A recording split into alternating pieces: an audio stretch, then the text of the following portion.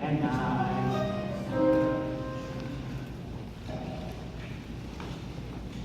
And what sort of time do you call this? May have lost track of time. The owl didn't give a hoot. Well, your father does. Mama put us down. Well, Mom's not here, is she? You're grounded. When's Mom coming back? I don't know, honey. But she is coming back, right? I don't know, honey. Is she gonna cry ugly? I don't know. Okay, All right. Okay, it's time to roost. Make sure you brush your teeth and don't use all the water. My bill's big enough.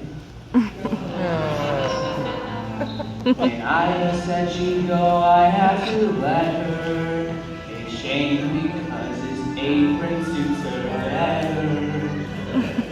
Where's the joy in motherhood?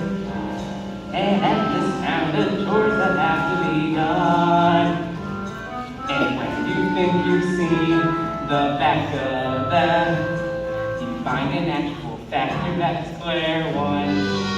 There's no joy in motherhood, or if there is, it's something I just can't see. Yet I somehow copes with all of it, and then on top of that, she puts up with me. Daddy! Now what?